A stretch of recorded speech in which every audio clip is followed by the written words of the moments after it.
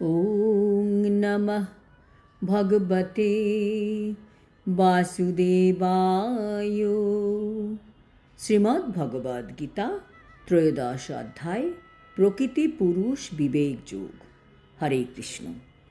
আজ আমরা প্রকৃতি পুরুষ বিবেক যোগের 25 নম্বর শ্লোকটি শুনব।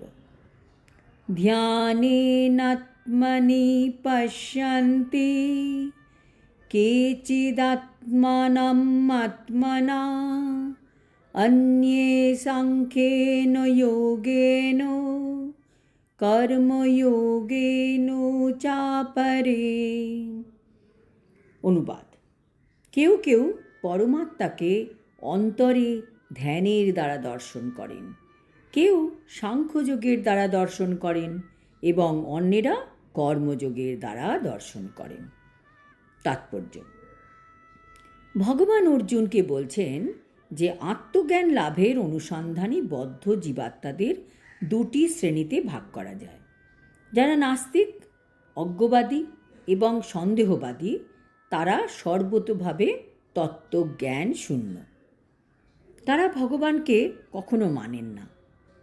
কিন্তু যারা পারমার্থিক বিজ্ঞানে বিশ্বাসী, তারা ভগবদ ভক্ত। তাদের বলা হয় অন্তর্দর্শী ভক্ত, দার্শনিক ও নিষ্কাম কর্মী।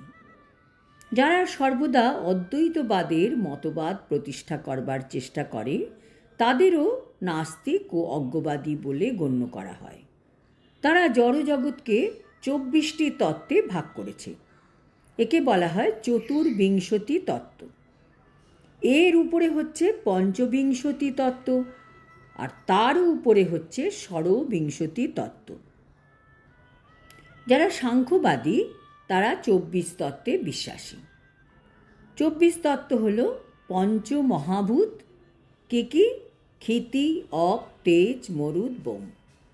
আর পঞ্চকর্মেন্দ্রিয়, পাক, পানি, পাদ, বায়ু, উপস্থ। পঞ্চজ্ঞানেন্দ্রিয়, চক্ষু, কর্ণ, নাসিকা, জিহ্বা, ত্বক। আর তন্মাত্র, শব্দ, স্পর্শ, রূপ, রস, গন্ধ। মোট 20টি হল। আর তার সাথে সূক্ষ্ম শরীর, মন, বুদ্ধি, অহংকার 23টি হল। এর সাথে প্রধান বা মহত্তত্ত্ব। তাহলে মোট 24 তত্ত্ব হল। কিন্তু এর মধ্যে কোনো আত্মা নেই, সবটাই জড়। সাংখ্যবাদীরা এটা বলে, কিন্তু ভক্তরা সেটি স্বীকার করে না। তাই এই 24 তত্ত্বের সাথে আত্মা যোগ করলে হয়ে গেল পঞ্চবিংশতি তত্ত্ব। কিন্তু এর মধ্যে তো পরমাত্মা নেই, তাই এর সাথে পরমাত্মা যোগ হলে হলো ষড়বিংশতি তত্ত্ব। এই 26 তত্ত্ব হচ্ছে কমপ্লিট তত্ত্ব। ভগবত ভক্তেরাই কেবল পারমার্থিক উপলব্ধির উন্নত স্তরে অধিষ্ঠিত, কারণ তারা জানেন যে এই জড় প্রকৃতির ঊর্ধ্বে চিন্ময় ভগবত ধাম রয়েছে, যেখানে পরমেশ্বর ভগবান নিত্য বিরাজমান এবং তিনি পরমাত্মা রূপে নিজেকে বিস্তার করে প্রতিটি জীবের অন্তরে বিরাজমান। তিনি সর্বব্যাপী ভগবান।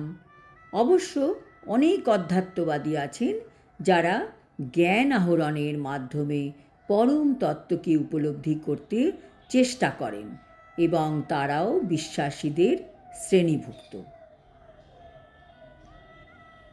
এইভাবেই ক্রমান্বয়ে কৃষ্ণ ভাবনামৃত লাভ করে তারাও ভগবদ ভক্তির স্তরে উন্নীত হন। যারা নিষ্কাম কর্মী বা কর্মযোগী, তারাও ঠিক পথেই অগ্রসর হচ্ছেন। কালক্রমে তারাও কৃষ্ণ ভাবনায় ভক্তিযোগের স্তরে উন্নীত হবার সুযোগ পান। এখানে বলা হয়েছে যে নির্মল চিত্তবৃত্তি সম্পন্ন কিছু মানুষ ধ্যানের মাধ্যমে পরমাত্মাকে উপলব্ধি করতে চেষ্টা করেন। তারা যখন হৃদয়ে পরমাত্মাকে খুঁজে পান, তখন তারা চিন্ময় স্তরে অধিষ্ঠিত হন। তেমনি অনেকে জ্ঞানের মাধ্যমে পরমাত্মাকে উপলব্ধি করার চেষ্টা করেন। কেউ আবার হঠযোগ অভ্যাস করার মাধ্যমে ভগবানকে জানতে চান এবং কেউ কেউ শিশুসুলভ কার্যকলাপের মাধ্যমে পরমেশ্বর ভগবানকে সন্তুষ্ট করতে চেষ্টা করেন। আজ এই পর্যন্ত। পরের শ্লোকে আমরা শ্রবণের মাহাত্ম্য সম্বন্ধে জানতে পারব। কিভাবে শ্রবণের মাধ্যমে এই মৃত্যুময় সংসারকে অতিক্রম করা যাবে। হরি ওম তৎসৎ। হরে কৃষ্ণ।